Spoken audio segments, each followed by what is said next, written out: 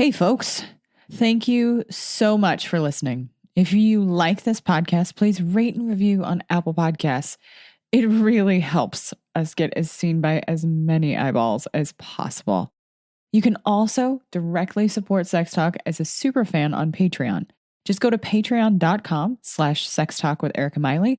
And for just the cost of a cup of coffee, y'all, you should know I love my coffee. You help Sex Talk with editing, hosting, and getting the word out to others just like you. Help to spread curiosity about sex and keep the knowledge bombs dropping to everybody that has or wants to have sex.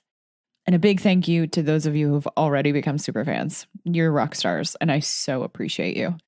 That's patreon.com/Sex Talk with Erica Miley. All right, let's get into the episode. Sex Talk, Erica Miley, 'cause sexuality is tough. And okay, sex just isn't good enough, no. Sex Talk with Erica Miley. Hey, folks, welcome to Sex Talk with Erica Miley. Erica Miley here. And I have somebody who I've had a Twitter crush on for a bit. This happens to me on Twitter a lot, where I find another nerd and I'm just like, I'm going to comment on all your things, and then we become friends. I brought you Dr. Alicia Walker, author, researcher, professor, or professee, as I like to think about in Futurama. And we're going to talk about your book, Chasing Masculinity. I am so stoked to talk about this. So we're talking about the connection between the cultural understanding of masculinity and infidelity. I am so glad you're here. Thank you for being here. I am so excited to be here. And the Twitter crush is totally mutual. Yeah. I'm just always like commenting and I can't, we were talking about how Twitter is just, it feels probably because I've curated it the way that it needs to be. Mm-hmm. I can't deal with, and Facebook gods are going to probably hit me for this, but like Facebook's a dumpster fire anymore, and Twitter seems to be my only saving place. I spend a lot of time on Twitter, not much time on Facebook. So yeah, I hear you. So I really want to hear about how you arrived at the creation of this book and the study that you did using the data that you got from Ashley Madison. And for those of you who do not know what Ashley Madison is, I'm sure Alicia can give you a primer a little bit on what Ashley Madison is. Absolutely. Okay, so this book is a long ongoing project. Mm-hmm. It started when I was a graduate student. And I was curious about whether or not cheating made folks happier. Mm. Yeah. And so I thought, I'm just going to run a little pilot study. I'm just going to talk to like 20 people or something. And I couldn't figure out where to get my sample. That's always the issue, right? Where am I going to get my sample? Where do these people come from? How do I find them? How do I find these people? And I did try a few things. They weren't very successful. You know, it's really difficult when you're trying to recruit a closeted community of folks. Right? Oh, yeah. Nobody wants to come out here and say, like, yeah, I'm a cheater. Right. You can't even put up flyers with a little pull tabs because nobody wants to be caught pulling the tab off of that flyer. So for a while, it just kind of stalled because I couldn't figure out where to get my sample. And then I remembered that I had read an article in some women's magazine, I don't remember which one, about Ashley Madison. Mm-hmm. Ashley Madison is a website that specializes in folks who are married looking for other folks who are married to cheat. Now, there are single people on there, but the whole point of the website is to find someone to cheat with. Their motto is life is short, have an affair. Mm. And there are lots of people acting on that motto. They've got lots and lots and lots of members. And so I reached out to them with really no expectation. I mean, I'm a peon, right? Right. Yeah, you're in graduate school. You're like, nah, I'm not getting nothing. Yeah. So I thought they're not even going to answer my email, right? So I sent the email and then I immediately start brainstorming other ideas because I think I'm not going to hear from them. Mm. The lovely people at Ashley Madison actually got right back to me. Amazing. And it is amazing. To this day, I'm amazed. I'm so amazed and so grateful to them. And they were awesome. And they said, hey, we can basically send out your recruitment call. We'll just email it out to members. Wow. And so I was like, okay, that's pretty cool. And so folks who were interested, I had a survey and then I did interviews. So folks who were interested in doing an interview just shot me an email and we got things set up. It's got to have a hell of an email list. Yes. Yes, I do. Yeah. And so, yeah, that's how I'm saying yeah a lot because yeah. Yeah. So it's just kind of one of those things where, I think I'm going to run this like little tiny study. And Mm. then thank goodness, Ashley Madison agrees to help me. And then what I thought was going to be this little study, like kind of turns into this big study, which is cool. That's awesome. Mm. And I got to talk to some really interesting folks who were extremely generous about sharing their lives and their experiences with me. And I'm very grateful to them as well. I could not have done this without them. And did I answer the question? Yes, you did. Oh, I Okay. mean, you gave us all of the pieces and the pictures that we needed to see here, and I think it's kind of, I mean, it is really not that all that surprising to me that at least people reached out to you once they had like the frame of which that you were Mhm. looking for. We as humans, this isn't a selfish thing. This is just, I think this is how we've evolved. It's telling our story to other people. Mhm. That's how we gave information out for for millennia, right? Before Mhm. the internet, before any of those things, before books and all of those things, we told our stories. Mhm. And so it's good to hear that people still want to. I mean, that's what we do in therapy. Yes. I'm always struck by a female participant who said, "We all need a witness to our lives." Yes. I think about Yeah. that all the time, right? And she's so right. We do. We need I folks mean, that's like to my hear us primary and job understand us. as a therapist is to bear Right. witness. Right. Yeah. So yeah, so I'm honored that I was able to bear witness for these folks, and I'm honored that they trusted me enough to share. And yeah. So tell me a little bit about the data itself. How many participants did you end up with? So I ended up completing interviews of 46 women and 46 men. And they're email interviews. And so Yeah. you have something that you don't get when you do face-to-face interviews, which is folks start an interview and then they just vanish for who knows what reason. Right. But I completed 46 for the men, 46 for the women, and that's just kind of how it worked out. Mm. They were email interviews, but it's not like I send you a questionnaire. That's not how it worked at all. It was very much a conversation. I send a Mhm. question and you respond, and then I have follow-up questions to that, and then finally we move on to the next question and so on. And so these interviews will take weeks, some of them take months to Oh, complete. yeah.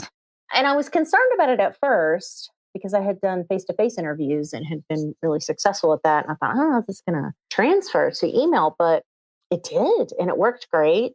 And for the Mhm. kinds of stuff that I'm looking at, these closeted behaviors, email's fabulous because Mhm. lots of times a person will respond to your question and say, "This is a great question. I need some time to think about it." And then they may spend Mm. a few days formulating a response. They may start a draft and come back to it several times, and they can edit what they're saying for clarity and all that. And so I really ended up with this extremely rich data set, which I is was gonna fabulous. say, I'm hearing some amazing qualitative information here. Yeah, it's it's really just a great way to collect data. I mean, I'm sure it's like anything else, and a lot of it depends on the skill of the. Some folks are going to be better in person, some are going to be better, et cetera. But for me, it has been a tremendous way to gather data. And I'm just very thankful for it. I think all the time about like, what if I had been trying to do this pre-email? How in the Yeah. world would I have ever Oof. carried this? I don't know. I don't think I could have. Yeah. I don't think I I mean, could have. it would have been incredibly difficult, and I imagine that there was this like you talking about the people getting to think through Mhm. these questions a different way, but there was also maybe a level of anonymity that provided a little less Oh pressure yeah. if we were to surmise and think about why that is. Oh yeah. I mean, in therapy, like people will often take the things that we work on. We get our hour or hour and a half Mhm. a week, and they'll take those questions and they'll let their brain work on it for a little bit. Mhm. Sometimes we need to do that. Sometimes we need to let our brain chew on some stuff for a little bit. Absolutely. The person doesn't know in advance what you're going to ask them. So they don't Mhm. necessarily have like a boom on the spot prepared answer. So they need time to kind of process it. Sometimes it's the stuff you're asking them. That's a great question, but I've never thought about it before. So Fair. yeah. Yeah. What did you ultimately find? Let's talk a little bit about masculinity and what you found in this rich data. So masculinity is extremely fragile here in the United States. Mm. Sometimes students get really upset when I say that in class. And what I mean by that is there's no moment where a man becomes masculine enough where he crosses the touchdown line and he spikes the football and somebody knights him. You, my friend, are masculine enough. You get what I'm saying? It's something you have to perform every single day. Every single day. And not that being a woman is easy, not that the burden of femininity is easy. I'm certainly not suggesting that. But I don't feel pressure to perform that every single day, to be sure that everyone is aware of the fact that I don't have that same kind of pressure. I think even in our performance of like, because masculinity and femininity aren't limited to what genitalia you have. Right. So like that performance expectation for those of us who have vulvas, the pressure is different. I'm not going to say more or less, because our job here today is to talk about your book. We could be here all day on a whole nother hour talking about that. But like, I personally don't feel the pressure, even though I tend to probably identify in that more masculine, at least I was the tomboy growing up, right? Like, but I don't feel pressure to perform it. Right. Yes, exactly. In the United States, our expectations around masculinity are that men have to constantly perform that. They have to watch what they're doing. They're policed by everyone, other men, women, etc. And the hegemonic masculinity in the United States includes sexual prowess. Okay. He has to demonstrate his sexual prowess, right? He has to be great at sex. Can you clarify what hegemonic means? Sure. Hegemonic is the ideal version of masculinity. Because when we're talking about masculinity, it's not a single static entity, right? It's a flexible entity. There's a spectrum of it, et cetera. So when we're talking about hegemonic, we're talking about sort of that ideal performance of it, right? Whatever that is for the particular cultural moment that we're in, and that changes over time and place, right? And moves, and how could you possibly get it just right if it moves and changes? Exactly. How could you possibly? And so, so part of that is sexual prowess. Part of that is stoicism. We expect men to not really like show a lot of emotion. I feel like they're allowed anger and lust, and that's like kind of it, right? Yeah, I tell my clients all the time, you're allowed stoicism, happiness in some form, like humor, and anger. That's what you get. Those three. And you have all the other feelings, but what you're allowed to show are those three. Yeah. And that's very limiting if you think about it. Like, you just stop and think for a second. If the only things that I can show are these things, like how limited would my daily interactions? It's exhausting to me. I can't even imagine. Yeah. And so all of that really comes to bear on these men's experiences. Now, kind of an outgrowth of that, if you will, because masculinity is defined in its opposition to femininity, right? So part of our ideas about what femininity is include the idea of women as nurturers, right? We like to pretend women are naturally good at nurturing and are naturally good at this and that. But in fact, we actually socialize them from a very young age, right? Like, where's your baby doll? Don't lose your baby. Take care of your baby, right? So we really groom women to come into marriage to nurture, but also to be what I call relational managers of the relationship, right? And so they have to manage not only their own feelings and the state of the relationship, like we need to talk and all those sorts of things, and the household and all that stuff. They also need to help manage the emotional lives of their partners. And men expect that, and they don't think of that as like work, because remember, women are, quote, naturally good at that, right? But women, of course, feel that it is work to do this. And so it sort of sets up this kind of dynamic in a lot of marriages anyway. And that came out quite a bit in this book. So the pieces of this idea about sexual prowess defines me as a masculine man. It validates my masculinity. And this idea that I genuinely need my female romantic partner to perform this relational management for me, because I can't do it myself. Now, at this point, a lot of people scoff and say, oh, stupid men, and they just need to man. Okay, well, let's back up a second. What have we done to men? We've said, don't show any emotions, be this stoic person, and we haven't given them any tools, right? And what's that saying? What's that saying? If all you have is a hammer, everything looks like a nail, right? If I have no tools to manage my own feelings, and then I've been taught that this woman in my life, you see how this all works, right? Yeah. So it's not like I oftentimes, and we're sitting talking very much about like the heterosexual kind of dynamic. Oh yeah. And oftentimes people will think, well, what about women or what about men when we're having this conversation? It's what about the other? And in Right. reality, this is a cycle that both Yep. are involved. And guess what? We've all been here set up to fail. Yes. That is what this cultural understanding of what it means to be, in quotation marks, feminine or masculine. Yes. Yeah, I would agree. I would absolutely agree. This is so people who, because I've had so many people respond, even just me talking about the book, with like sort of vilifying men kind of from the jump and like, well, this is just all men being stupid. And it's like, okay, that's a pretty simplistic way to look at it. And if you step back and think about it, we're all complicit in the system. Like we didn't build it, but we're complicit in maintaining it. Yes. Right. And we police other people without necessarily even being conscious of doing that. And the men are just responding to the external stimuli in their lives. That's really what's happening. So, as easy as it is to write them off or discount how they're feeling or whatever, that's just an oversimplified response to the data, because you really have to put it into the context that they live in this specific socio-historical moment. Hey, quick break from the action. Sorry for interrupting y'all, but it's important to acknowledge that life has become seriously difficult for many of you these days. With the world feeling chaotic, I mean, I don't know about you, but a pandemic sure did it for me. So many big feelings about all of it and the state of our world. It's impacted our daily lives, it's hindered us from planning, and it interrupted our mental and sexual health. I just want to take a minute to remind you that I'm not just a sex nerd. I'm a mental health therapist, and I have a team of other like-minded, badass therapists that are able to help you out. All my therapists are experienced and have been trained around sexuality, along with direct consultation with me if they need it. My mental health practice is completely online, so you can stay your butt at home and you don't have to park anywhere. It's really great that way. With the lighter restrictions because of the pandemic, we're able to serve more people all over the United States and expats living all over the world and immigrants from all over the world. Just head to mentalandsexualhealth.com and sign up for a free consultation.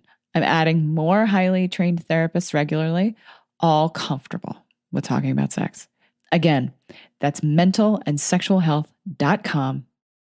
And ultimately, I kind of want to take that a little further. And this isn't to this conversation isn't to minimize the experience of either or anybody along the gender spectrum. The conversation is specifically to understand that there are serious consequences along this. Having worked with those who've committed sex crimes, this is a conversation I had with them all the time. Oh, I bet. Yeah. All the time. The half of my job was teaching them to feel any other feelings other than the three that you talked about. And then also helping them understand that they can't hand their emotional backpack to their partner, regardless of who it is. Right.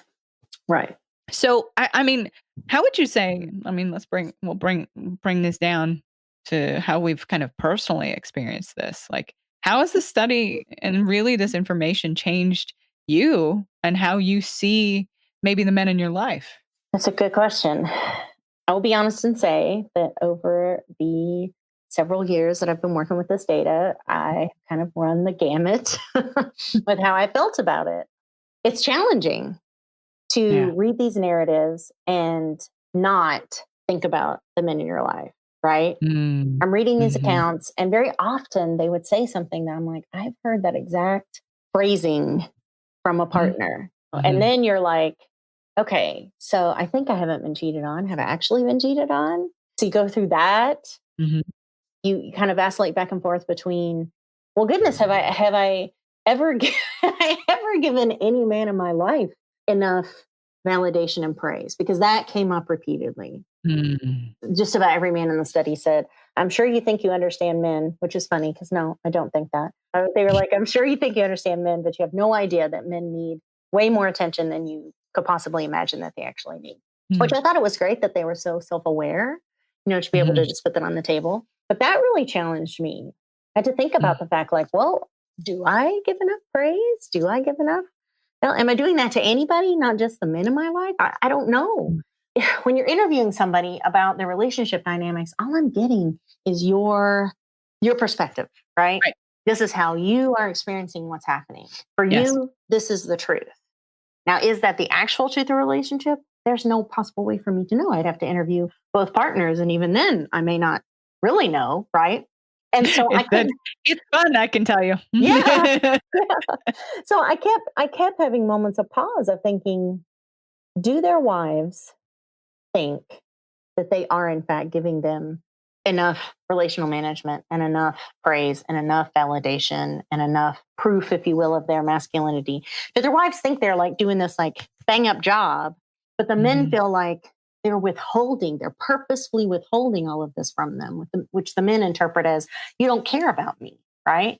You're withholding this from me because you don't care about me. And so there's so many times where I just thought, this is so intensely sad, because it's entirely possible that their partners think everything is great and they're doing a great job and everybody's happy. And in reality, these men are so miserable and they don't feel like they're getting their needs met. And so, yeah, that's a great question, because you can't look at this kind of data, spend time with it like I have, and not bring it back to yourself. Absolutely. And think, am I falling down in ways that I don't realize that I am? Am I doing a good job? Am I not doing a good job? Would they tell me if I wasn't doing a good job? Because a lot of men really seem to feel like it was obvious to the primary partner that she wasn't doing what she was supposed to. I cannot tell you how many times I hear that from my clients, regardless of where they fall on the gender spectrum. Like, they often will have it's that assumption, right? Yeah. It's the assumption that you can live in here in my head. Yeah. Or that you understand my communication as I'm giving it and that my perspective, you can see my perspective. Yeah. When fundamentally we cannot. Right. We cannot see another person's perspective unless we actually get more data. Right. So I was really struck by that repeatedly in these narratives. And I was also struck by the lack of autonomy that these men felt they had. So they genuinely felt that they could not voice sadness or concern or something along that spectrum unless their female partner probed them. They didn't feel like, so, if you and I are talking and I say, Erica, I've been kind of down lately, or I'm sad about this, or I really wish this had happened or that, right? I feel like I can just say that. They did not feel like they could say that.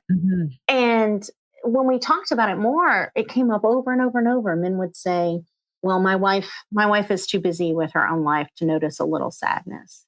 And so they really expected her to like pick up on signals that I don't know how obvious these signals are, right? They may not have been obvious at all. And so to their mind, they're not. Yeah, to their mind. Well, even when I watched this happen with couples in my room, right? Like online, of course, but like when I'm watching them, the expectation of what one small look, a facial expression, a tone of voice. Yes. That either one is expected. Well, you should just know. Yeah. And I hear that from all of them. And I'm like, which one of you fell into the Ninja Turtle ooze and are psychic? Did you get X-Men powers? No, you did not. You need to use your words. Damn it. Right. But they don't feel like they have the agency to use their words. Yeah. And that was kind of heartbreaking, really. If you just kind of step out of a second and think, what if I genuinely really felt that I just could not voice my feelings unless my partner specifically probes me about them? How limiting is that? And how long could you go in a depression or a sadness or whatever and nobody notice it enough to say something? So to me, that was just really powerful to me in thinking about like my own relationships with folks, and how many times have I maybe not picked up on someone's expression and I didn't ask, and they didn't feel like they could verbalize that to me unless I asked. And so that really got me. And I thought, this is such a damaging dynamic, and it's obviously not that uncommon because every single man I talked to talks about it. And I thought, we've got to do something because this isn't healthy. Men talked about contemplating suicide. I mean, this was so I kind of get frustrated when people laugh about this project or trying to make light of it, because we're talking about really serious stuff here. If someone's upset to the point where they seriously contemplated suicide because of the dynamics, the unsatisfying dynamics in their primary partnership, that's a problem. That's a real problem. Therapy for everyone. Come on. Therapy for everyone. Yes, absolutely. Therapy for Therapy for everyone. all. And I wonder, I am curious, like how much when you were exploring this dynamic, how much would you hear from men about like their struggle to express these emotion or even name them? Like did they seem to understand like yeah, we kind of talked about these three they're allowed to have, right? Mhm. Like did they understand like that they were experiencing sadness? Did they understand that they were experiencing emotions other than those three we talked Oh, about? yeah, absolutely. They understood they were experiencing them. They just really didn't feel like they could talk about them unless they Mm, were specifically asked. And that was something that they got from those outside partnerships. yeah. And that was a big thing that they valued. When I said, why did you pursue an outside partnership? They all said sex, right? Mhm. But then the next thing out of their mouth. So first it's sex, pause. And the very next thing out of the mouth is, I needed someone to listen to me. I need someone to pay attention to me. I needed someone Mm, to ask about my day. I needed someone to ask about my feelings. And so they're basically trying to like outsource this emotional intimacy or mm, connection that they feel like they're missing their primary partnership. They're trying to outsource that to a third party relationship that is mhm. also sexual. So it's a sexual Yeah. relationship, but that's not really even the part that if you're in therapy or something, trying to, that's not even really the part you need to be concerned about. The thing you really need to be concerned about is the fact they're outsourcing all this emotional stuff. Mhm. I do think that there is this fundamental it doesn't mean that we don't want sex for lots and lots of different reasons, right? Sure, But for like sure. a majority of the myth that I hear is that men want sex for sex and that's all there is to it. When in reality, many of the couples, regardless of orientation, they talk about this connection that they're missing or an Mhm, intimacy and physicality that goes with that. And mhm. oftentimes it is because many of my penis owning clients talk a lot about like they're they've never been allowed to be emotional in any other place but sex. Yes. Yeah, they talked about that a lot too. They were really upset. So it was interesting dynamic. So a lot of them are in sexless marriages, right? That's not Mhm. a terrible surprise. Some of them were having sex in those primary partnerships, and some of the sex seemed like it was at least producing orgasm for their female partners. But the men were unhappy because the kind of sex they wanted was a different kind of sex, right? They wanted Mhm. this like prolonged sensual encounter that had all of this heightened emotional connection and intimacy and things like that. What we might call the girlfriend experience, for example. And it Mm. was really fascinating because in the women's data, all but 7 of those women, they were like, I'm cheating for sex. Specifically, I'm cheating for sexual satisfaction. I'm looking for orgasms. That's what this is about. So on the Interesting. so on the surface, this looks like a gender difference, right? Mhm. That's really not because all but the 7 of those women had really emotionally satisfying primary partnerships. They're like, Mm. we're best friends and I respect them and I love them and they're a great partner and they're a great father Yeah. and all this stuff, right? It's just the sexual piece that's missing, right? I All mean, of Esther them. Perel found a lot of the same things, right? Oh, Like yeah, absolutely. that happy people cheat. Oh, absolutely. I do. I interview a bunch of them. But Mhm. 7 of those women were just like all of these men that I spoke to who said, I am having sex with my fair partner. Yes, we are absolutely having sex, but it's an emotional affair. And what I'm getting from Mm. this is this emotional connection and this emotional intimacy and et cetera, et cetera. And what those 7 women and all these men had in common was the dynamic of that primary partnership. So Mm.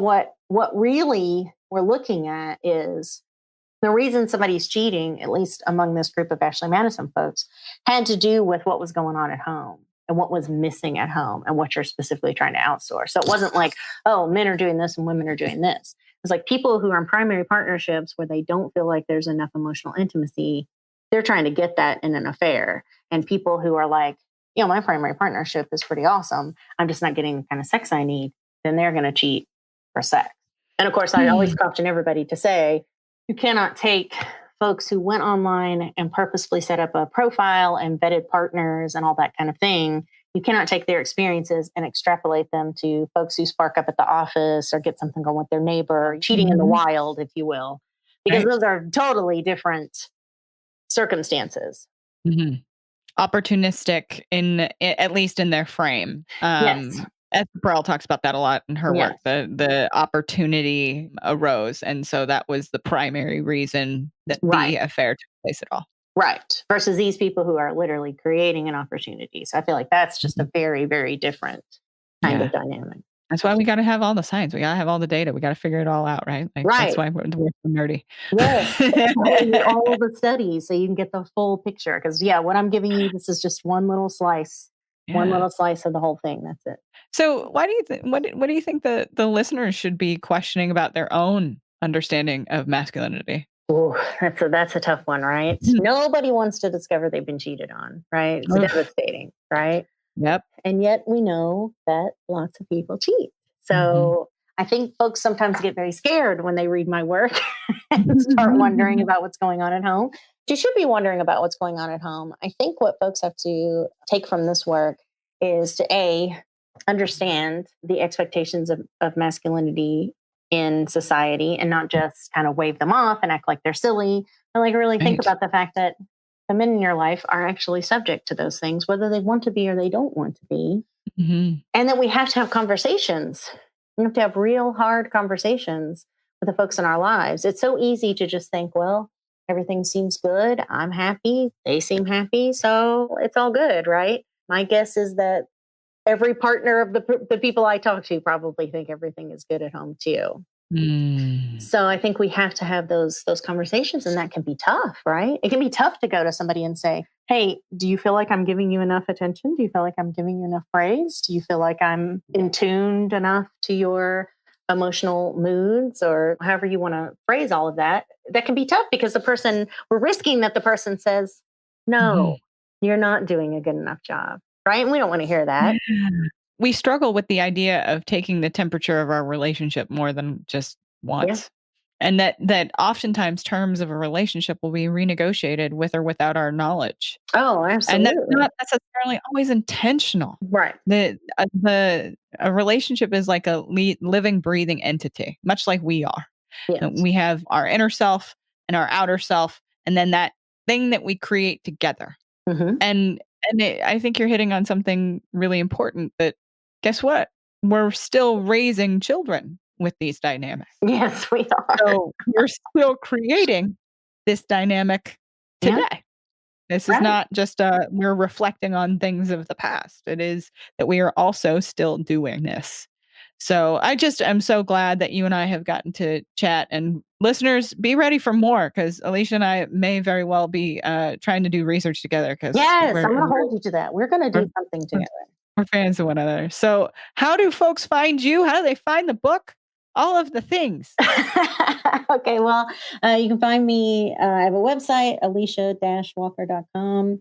I'm also on Twitter, of course, where we met, Mhm. Instagram, Facebook, on all those things. And there's links to all of that on my website as well. The book you can either find at my publisher, Palgrave Macmillan, or Mhm. Amazon, Barnes and Noble. I've also heard it's on some other Canadian bookstore outlets that I've forgotten the name of, unfortunately. Yeah, so all the places that you buy the books, that's where the book is. Fantastic. It will be all in the show notes. People be ready. It is out now, right? This will air in December. So it is Yes. already out by that point to future people in Oh, December. yes, absolutely. Yes. To future people in December. Yes, the book is out. Fantastic. I thank you so much for being with me today, No, Alicia. thank you. I appreciate it. I had a good time. Awesome. Thank you, folks, for sticking around to the end and look for everything that Alicia's doing on the show notes. We'll make sure everything's there and on all the socials. And we will see you next time.